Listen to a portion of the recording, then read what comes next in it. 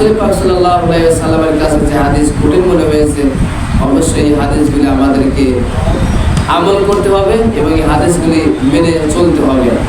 কারণ রাসূলের কাছে যদি ভয়ঙ্কর মনে হয়, রাসূলের কাছে যদি কঠিন মনে হয়, তাহলে উম্মতের কাছে আরো ভয়ঙ্কর, আরো কঠিন হওয়ার দরকার।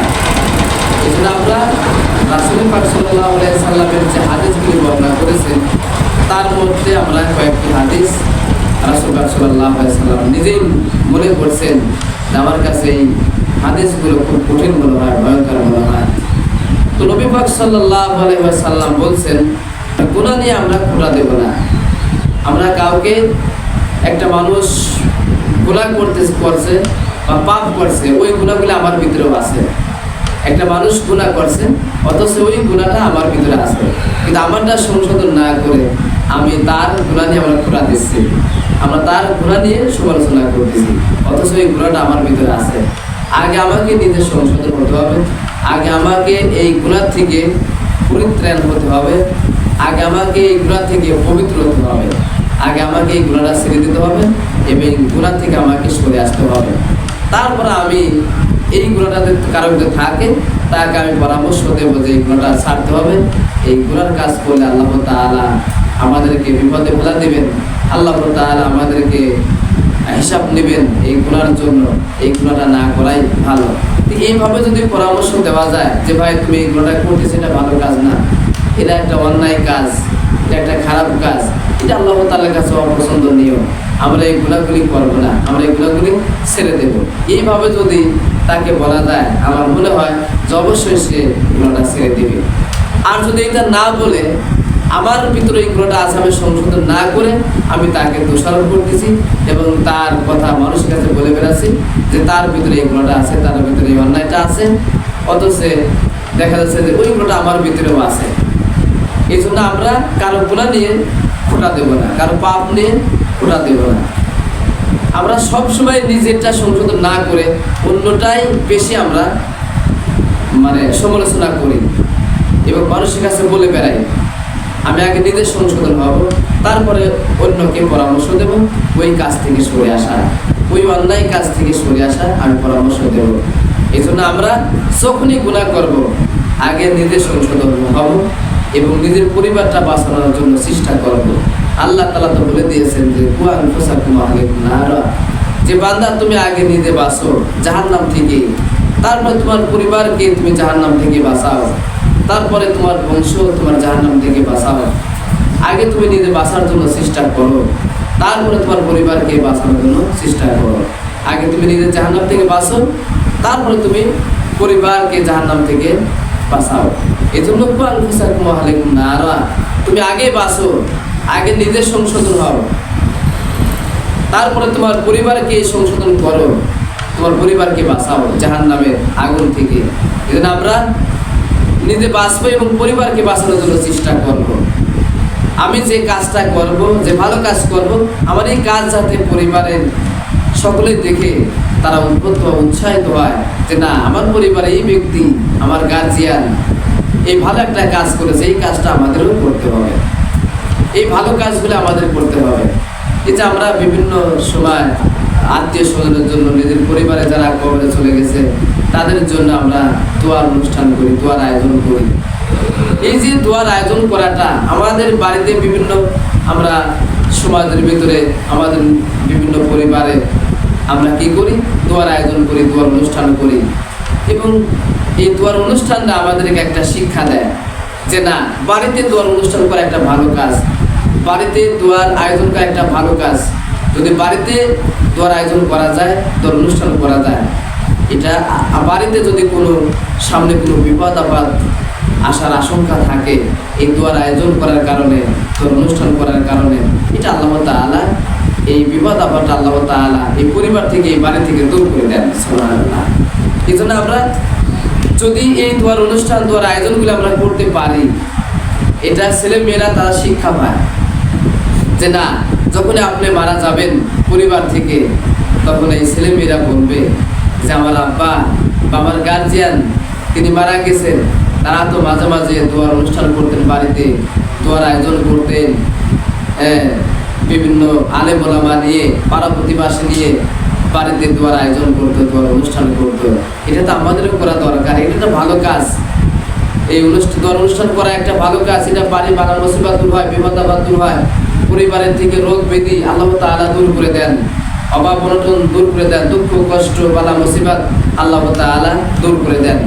এই জন্য আমরা এই বাড়িতে বা সমাজের ভিতরে এই যে দোয়ার অনুষ্ঠান, দোয়ার আয়োজন করা, এটা একটা ভালো কাজ। এটা একটা শিক্ষা ছেলে মেয়েদের জন্য, যে আমার বাপ করেছে এটা আমাদের করতে হবে।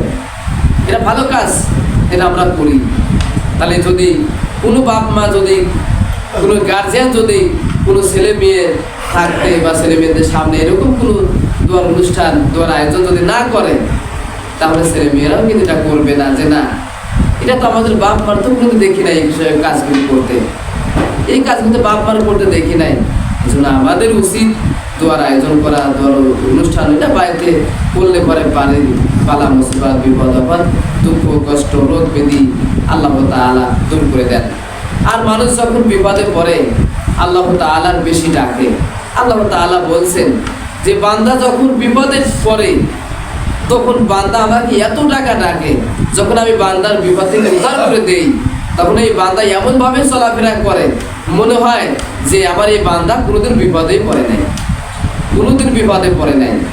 আল্লাহ তাআলা বলেন যে আমার এই বান্দা যখন বিপদে পড়ে তখন আমাকে এত ডাকে, এত স্মরণ করে, কিন্তু যখন বিপদ থেকে আমি রক্ষা করি, বিপদ থেকে মুক্তি দিয়ে দিই, তখন এই বান্দা আমার আর কতটা ডাকে না, মনে হয় যে এই কোনোদিন বিপদে পড়ে নাই, এবং বিপদে পড়েছিল আমার মনে হয় অতটা ডাকেই নাই সে।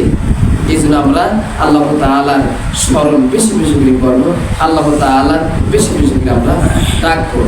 আর আমরা কি করব? কারো গুনাহ নিয়ে আমরা খোঁটা দেব না। একটা মানুষের ভিতরে একটা অন্যায় নাই, একটা পাপের কাজ নাই, কিন্তু আমি বানিয়ে বানিয়ে বললাম যে ওই ব্যক্তির ভিতরে এই অন্যায়টা আছে, এই খারাপ কাজটা আছে। আল্লাহ তাআলা রাসূল বলছেন, যদি কোনো ব্যক্তির নামে কোনো ব্যক্তি এরকম বলে যে অমুক ব্যক্তি খারাপ, অমুক ব্যক্তি এই কাজটা করছে, অথচ সে করে নাই, যে বলল যে ওই কাজটা করেছে কিন্তু সে করে নাই, যে বলল সে ওই কাজটা না করা পর্যন্ত আল্লাহ তাআলা তাকে মৃত্যু দিবেন না। কত বড় কঠিন একটা কথা, কত বড় কঠিন মানে কাজ, কত বড় কঠিন কথা যে আমি আপনার নামে একটা বদনাম দিলাম, কিন্তু সেইটা আমার ভিতরে নাই। আমি আপনার নামে একটা বদনাম দিয়ে দিলাম, কিন্তু সেই বদনামটা আপনার ভিতরে নাই, সেই কাজটা করেনি নাই। আল্লাহ তাআলা বলছেন, তুমি অমুক ব্যক্তির নামে এই বদনামটা দিলা, অথচ তার ভিতরে এটা নাই। তুমি যতদিন এই গুনার কাজ না করবে ততদিন পর্যন্ত তোমার মৃত্যু হবে না। যাই তাই কথা। কিন্তু আমরা মানে মৃত্যুর আগে এই কাজটা করাবেন আল্লাহ তাআলা। আমি যে একজনের নামে বদনাম করলাম সেটা তার ভিতরে নাই, মৃত্যুর আগে আমার এটা ওই বদনাম, ওই কাজটা আমাকে দিয়ে করাবেন, যে তুমি দেখো করছিলা, তুমি অমুকের এই বদনামটা দিয়েছিলা, কিন্তু তার এই বদনামটা তার ভিতরে নাই, এই পাপটা, অন্যায়টা, গুনাহটা তার ভিতরে নাই, কিন্তু তোমার মৃত্যুর আগে তুমি এই গুনার কাজটা করবে, তারপরে তোমার মৃত্যু হবে। এই জন্য আমরা কারো গুনাহ নিয়ে খোঁটা দেব না, কারো পাপ নিয়ে খোঁটা দেব না, কারো অন্যায় নিয়ে আমরা খোঁটা দেব না। আমরা যদি কারোর ভিতরে একটা অন্যায় দেখি বা খারাপ কাজ দেখি, খারাপ কাজ, গুনার কাজ দেখি, যে একটা বান্দা এই গুনার কাজ করে ফেলাইছে, কিন্তু তার বিরুদ্ধে সমালোচনা না করে, তার এই পাপের কাজের খোঁটা না দিয়ে আমি কি করব? ওই পাপ কাজটাতে আমার ভিতরে থাকে, আমি আগে সংশোধন হব, আমি আগে এই পাপ থেকে মুক্তি, আমি এই পাপ থেকে পবিত্র হব, তারপর ওই ব্যক্তিকে আমি পরামর্শ দেব যে ভাই এই কাজটা করা ঠিক না, এই অন্যায়টা কাজ করা ঠিক না, এই পাপের কাজটা ছেড়ে দাও, আল্লাহ তাআলার সামনে আমাদেরকে জবাবদিহিতা করতে হবে, ভাই এই কাজটা করা ঠিক না। এইভাবে যদি কোনো মানুষকে বলা যায় তাহলে অবশ্যই সেই পাপটা ছেড়ে দিবে এবং সেই পাপ কাজ থেকে সে পবিত্র হয়ে আল্লাহ তাআলার পথে ফিরে আসবে, ইস্তেগফার করে নেবে। এটা আমার জন্য কল্যাণ হবে, তার জন্য কল্যাণ হবে। আমি যদি তাকে পরামর্শ দেই, এই পরামর্শ দেওয়ার কারণে আপনি যদি কারো ভালো পরামর্শ দেন, এই ভালো পরামর্শ দিলেও আপনি সদকার সওয়াব পাবেন, দানের সওয়াব পাবেন। সুবহানাল্লাহ। এই জন্য আমরা এই কাজগুলি করবো না, কারো গুনাহ নিয়ে খোঁটা দেবো না, কারো গুনার কথা কারো কাছে বলে বেড়াবো না, কারো অন্যায়ের কথা আমি কারো কাছে বলে বেড়াবো না। তারপরে এখানে যে রাসূল পাক সাল্লাল্লাহু আলাইহি সাল্লাম বলছেন, আমার কাছে আর একটা হাদিস খুব কঠিন মনে হয়েছে, ভয়ঙ্কর মনে হয়েছে, যে তাদের মাথা মৃত্যুর পরে তাদের মাথা পাথর দিয়ে চূর্ণ বিচূর্ণ করে দেওয়া হবে, তাদের মাথাকে চূর্ণ বিচূর্ণ করে দেওয়া হবে এবং ভেঙে দেওয়া হবে তাদের মাথা পাথর দিয়ে, যারা ফজরের নামাজ না পড়েই ঘুমিয়েছিল। এই যারা ফজর নামাজ পড়ে না বা ফজর নামাজ না পড়েই যারা ঘুমায়, এই ব্যক্তিদেরকে রাসূল পাক সাল্লাল্লাহু আলাইহি সাল্লাম বললেন এদের মৃত্যুর পরে তাদের মাথা পাথর দিয়ে চূর্ণ বিচূর্ণ করে ভেঙে দিবেন এবং ভেঙে টুকরো টুকরো করে দিবেন, এবং এটা অনবরত অবিরামভাবে চলতে থাকবে যারা ফজর নামাজ না পড়েই ঘুমিয়ে থাকে। এজন্য ফজর নামাজটা দিনের শুরুতে আসে, আমাদেরকে ফজর নামাজটা প্রথমে আদায় করতে হবে। যদি আপনি ফজর নামাজ আদায় করেন, আপনার জোহর নামাজ একাই আপনার মধ্যে চান দিবে, আপনার জোহর নামাজের জন্য আপনার মনের ভিতরে একাই জেগে উঠবে যে না, আমি আজ তো ফজর নামাজ পড়েছি, আমার জোহর নামাজটাও পড়তে হবে। আর ফজর নামাজের যদি সে বাদ দেয়, সে কাজা দেয়, সে না পড়ে, তার জোহর নামাজের প্রতি অত আগ্রহ আসে না। এই জন্য আমাদেরকে ফজর নামাজটা আমাদেরকে পড়তে হবে, রেগুলার পড়তে হবে এবং বাদ দেওয়া যাবে না, ছেড়ে দেওয়া যাবে না। যারা ফজর নামাজ বাদ দেয়, যারা ফজর নামাজ ছেড়ে দেয়, যারা ফজর নামাজ পড়ে না, ঘুমিয়ে থাকে, এদের মৃত্যুর পরে থেকেই এদের মাথা পাথর দিয়ে চূর্ণ বিচূর্ণ করে ভেঙে দেওয়া হবে, টুকরো টুকরো করা হবে, এবং এই আযাবটা কিয়ামত পর্যন্ত চলতে থাকবে। যখনই পাথর দিয়ে মাথাটা চূর্ণ বিচূর্ণ করে ছিটকে চারিদিকে চলে যাবে, ওই পাথরটা ফেরেশতা আনতে আনতেই মাথা ঠিক হয়ে যাবে। যখন আবার মাথা ঠিক হয়ে যাবে, আবার পাথর দিয়ে মাথা চূর্ণ বিচূর্ণ করে দেবে এবং ভেঙে টুকরো টুকরো করে দেবে, চারিদিকে মানে ছিটকিয়ে পড়বে। ওইটা আবার ফেরেশতা নিয়ে আসতে আসতেই, পাথরটা আবার নিয়ে আসতে আসতেই আবার মাথা ঠিক হয়ে যাবে। এইরকমভাবে কিয়ামত পর্যন্ত এই আযাব, এই শাস্তি তার হতেই থাকবে অবিরামভাবে। এজন্য আমাদেরকে ফজর নামাজ আমাদেরকে বাদ দেওয়া যাবে না, এবং ফজর নামাজ আমাদেরকে পড়তে হবে, এবং আমাদের নামাজ ছেড়ে দেওয়া যাবে না। বিশেষ করে আমরা ফজর নামাজ আমরা উপস্থিত হব, ফজর নামাজটা আমরা আদায় করে নেব, তাহলে আপনার জন্য অন্য নামাজটা আপনার জন্য সহজ হয়ে যাবে। রাসূল পাক সাল্লাল্লাহু আলাইহি ওয়াসাল্লাম বলছেন, বিভিন্ন আলেম ওলামারা বলেন, বিখ্যাত যারা আলেম ওলামা মুফাসসিররা বলেন যে একটা মানুষের জন্য ফজর নামাজ আর ঈশার নামাজটা একটু কঠিন হয়ে যায়, কারণ এই দুই সময় শয়তান বেশি প্রলোভন দেয়, বেশি ওসওয়াসা দেয়, বেশি প্রমোশনা দেয়। কারণ শয়তান যখন আপনি ঘুমের থেকে যখন উঠবেন ফজরের সময়, কিন্তু আল্লাহ তাআলা বলছেন যদি কোনো বান্দা ফজর সময় উঠতে পারে, যদি উঠতে পারে, এই বান্দাটা হচ্ছে আমার প্রকৃত বান্দা।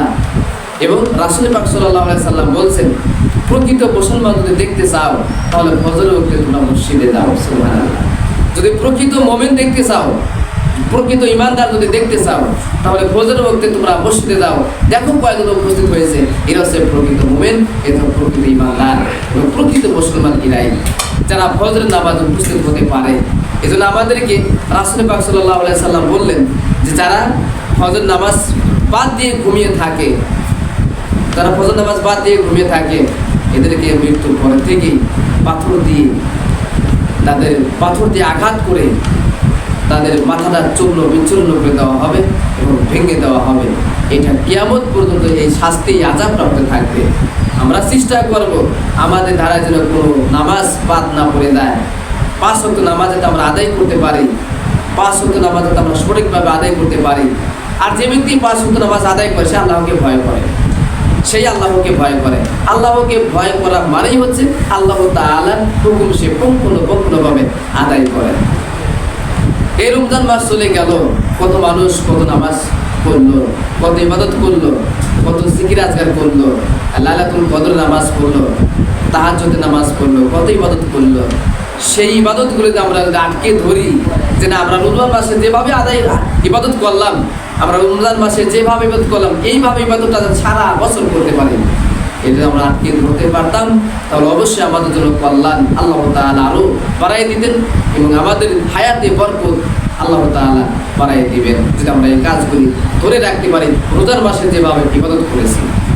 আর প্রত্যেকটা মুমিনের কাজই তো এটা, রোজার মাসে যেরকম ইবাদত করে, সারা মাসেও তারা এরকমই ইবাদত করে। আমাদেরকে ইবাদত করতে হবে আল্লাহ তাআলা, এবং আল্লাহ তাআলা রাসূল পাক সাল্লাল্লাহু আলাইহি সাল্লাম বলছেন আমরা যাতে আমাদের দ্বারা যাতে ফজরে উঠতে নামাজ কাজা না হয়ে যায়, ফজরে উঠতে নামাজ যাতে আমাদের বাদ না হয়ে যায়, যাতে আমরা নামাজ না ছেড়ে দিই, যাতে আমরা নামাজ কালাম 5 ওয়াক্ত করি না। আমরা নিয়ত করবো যে আল্লাহ আমি এতদিন নামাজ পড়ি নাই, আমি তোমার কাছে ইস্তেগফার করে তওবা করে ফিরে আসলাম, আমি 5 ওয়াক্ত নামাজ পড়বো, আমি আর নামাজ ছেড়ে দেব না। আল্লাহ তখন বলেন যে বান্দা তুমি যেহেতু আমার রাস্তায় ফিরে এসেছো, তুমি যেহেতু তওবা করে ফিরে এসেছো, 5 ওয়াক্ত নামাজ পড়বে, আমি তোমার এই দোয়াকে কবুল করে নিলাম। আর তুমি এখন থেকে 5 ওয়াক্ত নামাজ পড়বে। পিছনে যত নামাজ কাদা হয়ে গেছে, বাদ হয়ে গেছে, এটা তোমার গুনাহ হয়ে গেছে, এটা আমি ক্ষমা করে দিলাম। এবং এই শুধু ক্ষমাই করলাম না, পিছনে যে অন্যায় করেছে, যে খারাপ কাজ করেছো, যে নামাজ বাদ দিয়েছো, এই নামাজটা তোমার আমি ক্ষমা করে দিলাম। হয়তো তোমার 30 বছর তুমি নামাজ পড়ো নাই, বাদা তুমি 30 বছর নামাজ পড়ে নাই, কিন্তু এখন তুমি মনে পড়েছে আমার কথা। আমি আজকে একটা হাদিসে দেখলাম আসার আগে যে আল্লাহ তাআলা বলছেন যে আমার বান্দারা যদি 1,000,000 যদি অপরাধ করে, আমি আল্লাহ তাআলা 1,000,000 ক্ষমা করার জন্য অপেক্ষায় আছি। সুবহানাল্লাহ, কত সুন্দর কথা। এজন্য আমাদেরকে আল্লাহ তাআলার রাস্তায় আসতে হবে, আল্লাহ তাআলার রাস্তায় ফিরে আসতে হবে। তো একটা মানুষের হয়তো তার 30 বছর বয়স হয়ে গেছে, কেউ 30 বছর সে নামাজ পড়ে না, আদায় করে না, সে নামাজ ছেড়ে দিয়েছে, নামাজ আর পড়ে না, কিন্তু তার মনের ভিতরে আল্লাহ তাআলার ভয় ঢুকে পড়ছে, পরকালের কথা মনে পড়ছে, মৃত্যুর কথা মনে পড়েছে, এবং আল্লাহ তাআলার সামনে জবাবদিহিতা করতে হবে, হিসাব দিতে হবে, এটা তার মনে পড়ছে। সে আল্লাহ তাআলার রাস্তায় ফিরে এসেছে, আল্লাহ তাআলার কাছে সে ফিরে আসতে চায় এবং তওবা করে সে ফিরে এসেছে আল্লাহ তাআলার নিকটে। আল্লাহ তাআলা বলছেন বান্দা তোমার পিছনে যত গুনাহ হয়েছে আমি সব গুনাহ মাফ করে দিলাম, শুধু আমি গুনাহ মাফই করলাম না, এই গুনাহটা আমি নেকি দিয়ে পূর্ণ করে দিলাম। সুবহানাল্লাহ। এজন্য আমাদেরকে 5 ওয়াক্ত নামাজ আদায় করতে হবে। তারপরে রাসূল পাক সাল্লাল্লাহু আলাইহি ওয়াসাল্লাম বলছেন যারা কোরআন পড়ে অথচ কোরআন পড়া ছেড়ে দেয়। আরেকটা ভয়ঙ্কর হাদিস, রাসূল পাক সাল্লাল্লাহু আলাইহি ওয়াসাল্লাম বলছেন যারা কোরআন পড়েছে, যারা কোরআন পড়া শিখছে, কোরআন পড়েছে, কোরআন তেলাওয়াত করে, কোরআন পড়তে পারে, অথচ এই বান্দারা কোরআন পড়া ছেড়ে দিয়েছে, কোরআন ভুলে গিয়েছে, তারা কোরআনকে আর ওই রকম আটকে ধরে না, কোরআনকে ওই রকম ভালোবাসে না, কোরআনকে ওই রকম পড়ে না, তেলাওয়াত করে না, কোরআনকে ওই রকম অর্থ সহকারে পড়ে না, সে খেল তামাশা করে, হাসি তামাশা করে সে উড়িয়ে দিচ্ছে, সে সময় নষ্ট করতেছে। আল্লাহ রাসূল বললেন তারা কোরআন গ্রহণ করেছে, কোরআন পড়েছে, কোরআন পাঠ করেছে, অথচ কোরআন ছেড়ে দিয়েছে, এই বান্দাদেরকেও মৃত্যুর পরে, এই বান্দাদেরকেও কি মৃত্যুর পরে তাদেরকে পাথর দিয়ে মাথা চূর্ণ বিচূর্ণ করে দেওয়া হবে এবং তাদের মাথাকে এমনভাবে চূর্ণ বিচূর্ণ করে ভেঙে দেওয়া হবে যে কিয়ামত পর্যন্ত এই আযাবটা হতে থাকবে কবরের ভিতরে। এই জন্য আমাদেরকে যারা আমরা কোরআন শরীফ পড়তে পারি বা আমরা কোরআন শরীফ শিখেছি, এদেরকে যাতে এই ব্যক্তিদেরকে যারা কোরআন শরীফ পড়া শিখছেন বা কোরআন শরীফ পড়তে পারেন, তাদেরকে উচিত কোরআনটা মানে তিলাওয়াত করা প্রত্যেক দিন, 5 আয়াত হোক, 10 আয়াত হোক, 1 পৃষ্ঠা হোক, 2 পৃষ্ঠা হোক, সামর্থ্য অনুযায়ী সে যেন কোরআন শরীফ প্রত্যেক দিন কমপক্ষে 5 আয়াত পড়ে। এজন্য আমাদের উচিত যে প্রত্যেক দিন যদি আমরা 5 আয়াত যদি পড়ি বা 10 আয়াত যদি আমরা পড়ি অর্থ সহকারে, তাহলে তার দ্বারাই কোরআন ছেড়ে দেওয়া সম্ভব হবে না, তার দ্বারা কোরআন ছেড়ে দেওয়া সম্ভব হয়ে যাবে যে না এই কোরআনের ভিতরে অনেক মজা আছে, এই কোরআনের ভিতরে অনেক তৃপ্তি আছে, এই কোরআন তেলাওয়াত করলে আমার ভালো লাগে, এই কোরআন তেলাওয়াত করলে আমার ভিতরে অনেক তৃপ্তি লাগে, মজা লাগে, ভালো লাগে, আল্লাহ তাআলার সাথে কথা বলা হয়, কোরআন তেলাওয়াত করলেই আল্লাহ তাআলার সাথে কথা বলা হয়। এজন্য আমরা যখন আমরা কোরআন শরীফ পড়বো অর্থ সহকারে পড়ার জন্য চেষ্টা করবো। যদি আপনি অর্থ সহকারে কোরআন পড়তে পারেন তাহলে আপনার দ্বারা কোনো খারাপ কাজ হবে না, অন্যায় হবে না, গুনাহ হবে না, পাপ হবে না। কারণ এই অর্থ সহকারে যদি পড়া যায় তাহলে আপনি বুঝতে পারবেন আল্লাহ তাআলা এই আয়াতে কি বললেন, তারপর আরেক আয়াতে বললেন, এই আয়াতে আল্লাহ তাআলা কি বললেন, তারপর আরেক আয়াত বললেন, এই আয়াতে আল্লাহ তাআলা কি বললেন। এরকম যদি পুরো কোরআনটা অর্থ সহকারে পড়তে পারেন আপনি একজন জ্ঞানী ব্যক্তি হয়ে যেতে পারবেন এবং আল্লাহ তাআলা আপনার ভিতরে অনেক ইলম জ্ঞান আপনার প্রতি আপনার ভিতরে দান করবেন। আপনি যদি এরকম অর্থ সহকারে কোরআন পড়তে পারেন আপনার জ্ঞান খালি বৃদ্ধি হবে, খালি জ্ঞান বাড়বে আর মাথা নত হয়ে আসবে যে আল্লাহ তাআলা কোরআনের ভিতরে কত কথা বলছেন, আল্লাহ তাআলা কোরআনের ভিতরে কত কথা বলছেন, মানুষের জন্য এত কথা বলেছেন কোরআনের ভিতরে। এই জন্য আমরা কোরআন অর্থ সহকারে পড়ার জন্য চেষ্টা করব। যদি কোরআন অর্থ সহকারে পড়তে পারি আমার জ্ঞান বৃদ্ধি হবে এবং জ্ঞানের গভীরতা বাড়বে এবং মানুষের দিকে আমার তখন অত অহংকার আসবে না, হিংসা আসবে না, বিদ্বেষ আসবে না, সমালোচনা আসবে না, গীবত আসবে না, পরনিন্দা আসবে না, তারপরে সমালোচনা আসবে না, পরনিন্দা পরচর্চা এসব আমার ভিতরে আসবে না, যে না আল্লাহ তাআলা কোরআনের ভিতরে এসব কথা নিষেধ করেছেন, আমি তো নিজেই পড়েছি, এটা তো আমি নিজেই পড়েছি। এই জন্য আমরা সবসময় কোরআনটাকে মানে কমপক্ষে 5 আয়াত হলেও প্রত্যেক দিন অর্থ সহকারে পড়ার জন্য চেষ্টা করব। আপনার অর্থ সহকারে পড়েন, আপনার ঈমান বৃদ্ধি পাবে, আপনার জীবন পরিবর্তন হয়ে যাবে, আপনার ব্যবহার আচার আচরণ পরিবর্তন হয়ে যাবে, আপনার চরিত্র পরিবর্তন হয়ে যাবে, আপনার ঈমান বৃদ্ধি হবে, আপনার শরীরের ভিতরে অনেক ভালো লাগবে এবং আপনার চেহারার ভিতরে উজ্জ্বলতা আসবে এই কোরআন পড়ার কারণে। আপনি কোরআন বেশি, আপনি 5 ওয়াক্ত নামাজ পড়েন, আপনার চেহারার ভিতরে উজ্জ্বল দিবে। আপনি কোরআন বেশি বেশি তিলাওয়াত করেন, আপনার চেহারার ভিতরে উজ্জ্বল দিবে।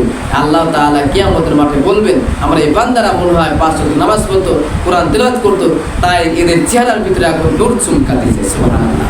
এই জন্য আমাদেরকে 5 ওয়াক্ত নামাজের পাশাপাশি অবশ্যই আমরা যখনই সময় পাবো, যখনই আমরা একটা সুযোগ পাবো, তখনই আমরা কোরআন শরীফ পড়বো। বিভিন্ন ফেসবুকে না পড়ে থাকে আমি 5 ওয়াক্ত, আমি 5 আয়াত বা 6 আয়াত বা 10 আয়াত আমি কোরআন আয়াত অর্থ সহকারে পড়বো। এটা আমার জ্ঞান বৃদ্ধি হবে, জ্ঞান বাড়বে, আমার ব্যবহার আচার আচরণ পরিবর্তন হয়ে যাবে, আমার চরিত্র পরিবর্তন হয়ে যাবে, আমার ভিতরে যে খারাপ কাজগুলি আছে এইগুলি আস্তে আস্তে বিদায় নেবে, আর আমার ভিতরে যত ভালো কাজ আছে এইগুলো আমার ভিতরে প্রবেশ করতে থাকবে, যদি কোরআন যদি আমরা অর্থ সহকারে পড়তে পারি। এজন্য রাসূল পাক সাল্লাল্লাহু আলাইহি ওয়াসাল্লামের একজন সাহাবী ছিলেন আবু বকর রাদিয়াল্লাহু তাআলা। আবু বকরের নাম তো সবাই জানেন এবং তিনি একজন কত বড় সাহাবী, বাপের সাহাবী। যে আবু বকর রাদিয়াল্লাহু আনহু সারা পৃথিবীর সমস্ত মানুষের যদি নেকি এক পাল্লায় দেওয়া হয়, আর আবু বকর নেকি যদি এক পাল্লায় দেওয়া হয়, তারপরে আবু বকর নেকি তার নেকিটাই বেশি ভারী হবে। সুবহানাল্লাহ। এবং তিনি আল্লাহ তাআলার একজন প্রিয় সাহাবী এবং দামি সাহাবী ছিলেন। সেই আবু বকর কত জ্ঞানী ব্যক্তি ছিলেন, কত পাওয়ারশীল একজন সাহাবী ছিলেন। সেই আবু বকর রাদিয়াল্লাহু আনহু বলছেন যে সূরা বাকারা বুঝতে আমার 12 বছর সময় লেগেছে। সুবহানাল্লাহ। সূরা বাকারা বুঝতে 12 বছর সময় লেগেছে। এজন্য যখন আপনি কোরআনের অর্থ পড়বেন, আয়াতের অর্থ পড়বেন, একটু ধীরে সুস্থে বুঝে পড়বেন, দেখবেন আপনার মনের ভিতরে অনেক ভালো লাগবে, অনেক তৃপ্তি লাগবে এবং মনেই হবে যে আমি আল্লাহর সাথেই কথা বলতেছি। এই জন্য আমরা চেষ্টা করব কোরআন শরীফ তিলাওয়াত করা, কোরআন শরীফ পাঠ করা, নিয়মিত প্রত্যেক দিন আমরা কোরআন শরীফ পাঠ করবো এবং তিলাওয়াত করবো এবং অর্থ সহকারে পড়ার জন্য আমরা চেষ্টা করব। তারপরে রাসূল পাক সাল্লাল্লাহু আলাইহি ওয়াসাল্লাম বলছেন, মানে রাসূল পাক সাল্লাল্লাহু আলাইহি ওয়াসাল্লাম বলতেছেন যে আল্লাহ তাআলা বলছেন যে তুমি ওই দিনকে ভয় করো, যে তুমি ওই দিনকে ভয় করো যেই দিনে তোমার মুখে তালা লাগিয়ে দেওয়া হবে এবং তোমার অঙ্গ প্রত্যঙ্গ কথা বলবে, তোমার হাত কথা বলবে, তোমার কান কথা বলবে, তোমার চোখ কথা বলবে, তোমার পা কথা বলবে, তোমার অঙ্গ প্রত্যঙ্গ কথা বলবে এবং কিন্তু কর্মে সাক্ষী দিবে যে ইয়া রব্বুল আলামিন, আমি তো হাত ছিলাম এই ব্যক্তির, আমি তো তোমার এই হাতটা যে তুমি সৃষ্টি করেছো এটা তো অজ্ঞায় করে নাই, এই হাত দিয়ে অনেক অন্যায় করেছে, অনেক খারাপ কাজ করেছে, এই হাত দিয়ে সে অনেক অন্যায় কাজ করেছে, অনেক খারাপ কাজ করেছে, চুরি করেছে, ডাকাতি করেছে, বদমাইশি করেছে, অনেক কিছু এই হাত দিয়ে করেছে, অথচ সে তো অজ্ঞায় করে নাই যে হাতটা তুমি সৃষ্টি করেছিলা, সেটা ভুলে গিয়েছিল। ইয়া রব্বুল আলামিন, আমি সাক্ষ্য দিতেছি এই হাত আমি এর বিরুদ্ধে সাক্ষী দিচ্ছি, এদেরকে শাস্তির ব্যবস্থা করে একে শাস্তি দেন, কারণ এই ব্যক্তি আপনাকে তোয়াক্কা করে নাই, এই ব্যক্তি আপনাকে মেনে চলে নাই, আমি সাক্ষ্য দিচ্ছি এর কৃত্য কর্মের জন্য। এজন্য আল্লাহ তাআলা বলছেন ওই দিনকেই ভয় করো যেই দিন তোমার মুখটা তালা লাগিয়ে দেওয়া হবে, তোমার অঙ্গ প্রত্যঙ্গ কথা বলবে, তুমি সাবধান হয়ে যাও, তোমার হাত কথা বলবে, তোমার পা কথা বলবে, তোমার চোখ কথা বলবে, তোমার কান কথা বলবে। এই জন্য আমাদেরকে সচেতন হতে হবে, এই হাতটা আমি এত ভালোবাসি, এই হাতটাকে আমি এত আদর যত্ন করি, অথচ এই হাতটা আমার বিরুদ্ধে কথা বলবে। এই পায়ে আমি 5,000 টাকা দামের জুতা পরাই, এই পায়ে আমি 10,000 টাকা দামের জুতা পরাই এবং 1 লক্ষ টাকা দামের জুতা পরাই, 500 টাকা দামের জুতা পরাই, 100 টাকা দামের জুতা পরাই, অথচ এই পাটা আমার বিরুদ্ধে সাক্ষী দিবে। এই পাকে আপনি যত যত্ন করলেন কিন্তু এই পাটাকে আপনার বিরুদ্ধে সাক্ষী দিবে। আপনি যত টাকা পারেন আপনি জুতা পরেন, তাতে কোনো সমস্যা নাই, কিন্তু আপনার এই পা দিয়ে যদি কোনো অন্যায় কাজ না হয়, এই পা দিয়ে কোনো খারাপ কাজ না হয়, এদিকে আপনি খেয়াল রেখে আপনাকে চলাফেরা করতে হবে, তাহলে যাতে আপনি এই পাটা আপনার বিরুদ্ধে সাক্ষী না দেয়। আপনি পাকে এইভাবে আদর করবেন এবং পা দিয়ে আপনার খারাপ কাজ, অন্যায় কাজ পা বাড়ানো যাবে না। যদি এটা করেন তাহলে এই পা আপনার বিরুদ্ধে সাক্ষী দিবে। কিন্তু আমাদেরকে সচেতন হতে হবে যে অঙ্গ প্রত্যঙ্গ যেহেতু আমাদেরকে সাক্ষী দিবে কিয়ামতের মাঠে, এই জন্য আমাদেরকে যাতে আমাদের হাত দ্বারায় কোনো অন্যায় না হয়ে যায়, চোখ দ্বারা যাতে কোনো অন্যায় না হয়ে যায়, আমাদের জবান দ্বারা যাতে কোনো অন্যায় না হয়ে যায়, আমাদের কান দ্বারা যাতে কোনো অন্যায় না হয়ে যায়, পা দ্বারা যাতে অন্যায় না হয়ে যায়, এদিকে আমাদেরকে খেয়াল করতে হবে। এই জন্য কিয়ামতের মাঠে আল্লাহ তাআলার সামনে যখন আমাদেরকে দাঁড়াতে হবে, হিসাব দিতে হবে এবং আল্লাহ তাআলার সামনে যখন জবাবদিহিতা করতে হবে, যাতে অঙ্গ প্রত্যঙ্গ আমার বিরুদ্ধে সাক্ষী না দেয়, সেই অঙ্গ প্রত্যঙ্গগুলো আমাকে কন্ট্রোলে রাখতে হবে। এই অঙ্গ প্রত্যঙ্গগুলো আমাকে নিয়ন্ত্রণ রাখতে হবে, যে আমার এই অঙ্গ প্রত্যঙ্গ দিয়ে যাতে আমার কোনো খারাপ কাজ, অন্যায় কাজ না হয়ে যায়, এই অঙ্গ প্রত্যঙ্গ যাতে আমার বিরুদ্ধে সাক্ষী না দিতে পারে, এই কাজটা করতে হবে আপনাকে। এই জন্য সাহাবীরা কি করতেন, এই জিহ্বা কি কন্ট্রোল করতেন আগে। সাহাবীরা বলতেন যে জিহ্বাটা তুমি, আলী রাদিয়াল্লাহু বলছেন যে প্রত্যেকটা উম্মতের, প্রত্যেকটা বান্দার আগে কর্তব্য যে আগে জিহ্বাটা যেন সে কন্ট্রোল করে, জিহ্বাটা যেন আগে নিয়ন্ত্রণ করে। কারণ এই জিহ্বাটাই হচ্ছে আপনার সমস্ত পাপ কাজের মূল উৎস হচ্ছে এই জিহ্বা। এই জিহ্বাটাকে আপনি যদি কন্ট্রোল করতে পারেন, এই জিহ্বাটাতে আপনি মানে নিয়ন্ত্রণ আনতে পারেন, তাহলে অবশ্যই আপনি কিয়ামতের মাঠে বাঁচতে পারবেন আল্লাহ তাআলার কাছ থেকে। এই জন্য আমরা যাতে আল্লাহ তাআলার কাছ থেকে বাঁচতে পারি, আমরা অঙ্গগুলো আমরা কি করতে হবে, নিয়ন্ত্রণে আনতে হবে, কন্ট্রোলে আনতে হবে। আমার হাত দ্বারা কোনো খারাপ কাজ করা যাবে না, আমার পা দ্বারা কোনো খারাপ কাজ করা যাবে না, আমার চোখ দ্বারা কোনো খারাপ কাজ করা যাবে না, আমার কান দ্বারা কোনো খারাপ কাজ করা যাবে না, আমার অঙ্গ প্রত্যঙ্গ দিয়ে আমি কোনো খারাপ কাজ করব না। এবং এটাকে আমাকে নিয়ন্ত্রণ আনতে হবে এবং কন্ট্রোলে আনতে হবে। যদি আনতে পারেন তাহলে আপনি হবেন একজন সফলতা ব্যক্তি, আপনি হবেন একজন জান্নাতি ব্যক্তি, আপনি হবেন একজন মুমিন ব্যক্তি, আপনি হবেন একজন ইমানদার ব্যক্তি, আপনি হবেন একজন প্রকৃত মুসলমান। এটা হচ্ছে আমাদের কাজ। এই জন্য আমরা অবশ্যই সবসময় কি করব, যেহেতু রাসূল পাক আল্লাহ তাআলা তিনি বললেন, সূরা ইয়াসিনের ভিতরে বললেন যে তোমরা কিয়ামতকে ভয় করো, মৃত্যুকে ভয় করেন, পরকালকে ভয় করো, আল্লাহকে ভয় করো। কিয়ামতের দিবসে আমাদেরকে আল্লাহ তাআলার সামনে উপস্থিত হতে হবে, এটা আল্লাহ তাআলা বলে দিলেন যে আমার সামনে যখন উপস্থিত হতে হবে, এটা ভয় করো। এটা ভয় করলেই তো তোমার দ্বারা কোনো খারাপ কাজ, অন্যায় পাপ কাজ হয় না। এটা তো তুমি ইচ্ছা করলে এটা পারো। আপনি যদি ইচ্ছা করেন খারাপ কাজ থেকে ফিরে আসতে পারেন। মানুষ মৃত্যু থেকে বাঁচার জন্য কত চেষ্টা করে, মৃত্যুর জন্য বাঁচার জন্য কত চেষ্টা করে। আর আল্লাহ রাসূল বলছে তুমি মৃত্যুর জন্য বাঁচার জন্য যত চেষ্টা করো, এর চাইতে যদি তুমি চেষ্টা করতে গুনাহ কাজ থেকে ফিরে আসার জন্য চেষ্টা করতে, তাহলে তোমার জন্য আরো ভালো হতো। কিন্তু তুমি মৃত্যু থেকে তো বাঁচতে পারবে না, কিন্তু খারাপ কাজ থেকে তুমি যদি ইচ্ছা করে তুমি ফিরে আসতে পারো। আর আল্লাহ তাআলা বলেন, যখন কোনো বান্দা একটা খারাপ কাজ করতেছে, ওই খারাপ কাজ করতে গেছে, ওই সময় আমার কথা স্মরণ করে, আমার কথা মনে পড়ে সে খারাপ কাজটা ছেড়ে দিয়েছে, এই বান্দার জন্য আমি আল্লাহ তাআলা জান্নাতে পৌঁছে দেওয়ার আমার আল্লাহ তার দায়িত্ব। সুবহানাল্লাহ। কিন্তু আমাদেরকে এই পাপ কাজ থেকে আমাদেরকে দূরে রাখতে হবে, এটা আমাদেরকে সাবধান হতে হবে। যেহেতু আমাদের হাত পা কথা বলবে, অঙ্গ প্রত্যঙ্গ কথা বলবে। তারপরে রাসূল পাক সাল্লাল্লাহু আলাইহি ওয়াসাল্লাম বলছেন, আল্লাহ তাআলা বলছেন যে আমি, আল্লাহ তাআলা বলতেছেন আমি জানি যে ইচ্ছে করলে আমি কি, আল্লাহ তাআলা বলছে আমি ইচ্ছে করলেই সকলকে কিন্তু হিদায়াত দান করতে পারতাম। আচ্ছা, আল্লাহ যদি ইচ্ছা করেন তাহলে এই মহল্লায় যত মানুষ আছে, সমস্ত মানুষ যারা বাড়িতে বসে আছে, সকলকে নামাজের আগে মসজিদে আনতে পারতেন না যদি ইচ্ছা করতেন। কিন্তু আল্লাহ কেন করলেন না? আল্লাহ কেন করলেন না? এই কেন করলেন না, এটার একটা ব্যাখ্যা। সকলেই কিন্তু পারতেন, আল্লাহ কান চাবি ধরে নিয়ে আসতে পারতেন, আর পারতেন না? অবশ্যই কান চাবি ধরে নিয়ে আসতে পারতেন। কিন্তু আল্লাহ তাআলা বলেন আমি তোমাকে ছেড়ে দিয়েছি, আমি তোমাকে সৃষ্টি করেছি। আল্লাহ তাআলা বলছে আমি তোমাকে সৃষ্টি করেছি, তুমি বান্দা তুমি এটাও মনে করে রেখো, আমি ইচ্ছা করলেই তোমাকে হিদায়াত দান করতে পারতাম, সকলকে হিদায়াত দান করতে পারতাম, প্রত্যেক মানুষকে হিদায়াত দান করতে পারতাম। কিন্তু এই বান্দা এটাও মনে করে রেখো, জাহান্নাম কিন্তু আমি তৈরি করে রেখেছি এই বান্দাদের জন্য। জাহান্নাম কিন্তু আমি তৈরি করে রেখেছি বান্দাদের জন্য। যারা আমার পথে চলে আসবে তাদের কোনো ভয় থাকবে না, চিন্তা থাকবে না। আর যারা আমার পথ ছেড়ে দিবে, আমার পথ থেকে দূরে চলে যাবে, তাদের জন্য রয়েছে নির্মম শাস্তি এবং কঠিন আযাব শাস্তি রয়েছে জাহান্নামের ভিতরে। এই জন্য আল্লাহ তাআলা বলছেন যে আমি ইচ্ছা করলেই আমার বান্দাদেরকে আমি পারতাম যে তাদেরকে হিদায়াত দান করতে, কিন্তু আমি তা করি নাই। আমি করি নাই এই কারণে যে আমার বান্দা দেখি সে আমার কাছে চায় কিনা, হিদায়াতের জন্য সে আশা আকাঙ্ক্ষা করে কিনা। আপনি আল্লাহ তাআলাই আপনার উপর ঠেকা না আপনার আল্লাহর কাছে ঠেকা? আমরা কার কাছে ঠেকা? আমরা আল্লাহর কাছে ঠেকা না। আল্লাহ আমাদের সৃষ্টি করলেন, আল্লাহ আমাদের খাওয়ালেন, আল্লাহ তো আমাদের সৃষ্টি করলেন, তো বড় নিয়ামত আমরা দুনিয়া দেখতে পাচ্ছি এটা বড় নিয়ামত। আল্লাহ তাআলা বলেন, আমি বান্দা তোমাকে সৃষ্টি করলাম, ওমা খালাকতুল জিন্না ওয়াল ইনসা ইল্লা লিয়াবুদুন, আমি মানুষ এবং জিন জাতিকে সৃষ্টি করলাম একমাত্র আমার ইবাদত করার জন্য, একমাত্র আমাকে দাসত্ব করার জন্য, একমাত্র আমাকে গোলামি করার জন্য।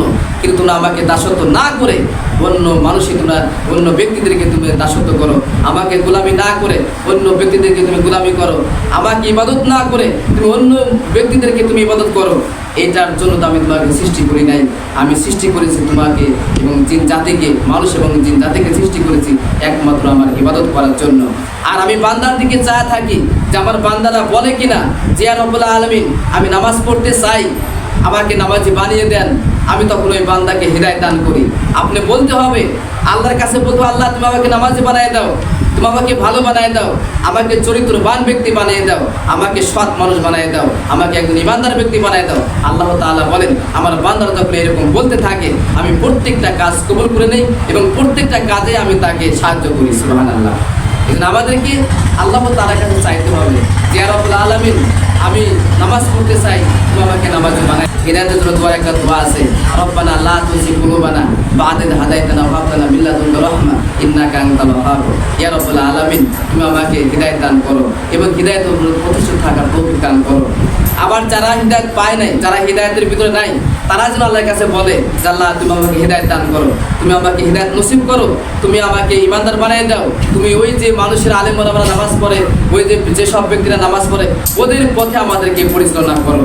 ইয়া রাব্বুল আলামিন ওই শয়তানের পথে যাতে আমাদের পরিচালনা না হয়, আমি যদি শয়তানের পথে না যাই, তুমি আমাকে সাহায্য করো। লা হাওলা ওয়ালা কুওয়াতা ইল্লা বিল্লাহ। আমি যদি ভালো কাজ করতে পারি তুমি আমাকে সাহায্য করো, আমি যাতে খারাপ কাজ ছেড়ে দিতে পারি তুমি আমাকে সাহায্য করো। আল্লাহ তাআলার কাছে এরকম বলবেন, আল্লাহ তাআলা আপনাকে সাহায্য করবেন এবং আল্লাহ তাআলা আপনাকে হিদায়াত দান করবেন। আর আপনি কিছুই বলবেন না যে না আল্লাহ তো বলেই দিয়েছে, যে আল্লাহ তো বলেই দিয়েছে, আপনি কিছুই করবেন না, অথচ আল্লাহর কাছে বলবেন আল্লাহ যেটা নির্দিষ্ট করেই রেখেছে। এই কথাগুলি যারা বলে, আল্লাহ তাআলা হিদায়াতের দরজা খুলে রেখেছেন, আল্লাহ তাআলা হিদায়াতের দরজা খুলে রেখেছেন যে আপনি যাতে হিদায়াত মানুষ আসতে পারে। জিহাদের দরজা আল্লাহ তাআলা খুলে রাখলেন কেন? মানুষ যদি শহীদ হতে চায়, যদি ইসলামে আন্দোলন করতে চায়, যদি আল্লাহর রাস্তায় জীবন দিতে চায়, এই জন্য আল্লাহর রাস্তায় জীবন দেওয়া এটা কিয়ামত পর্যন্ত আল্লাহ তাআলা জারি রাখলেন। কি কারণে?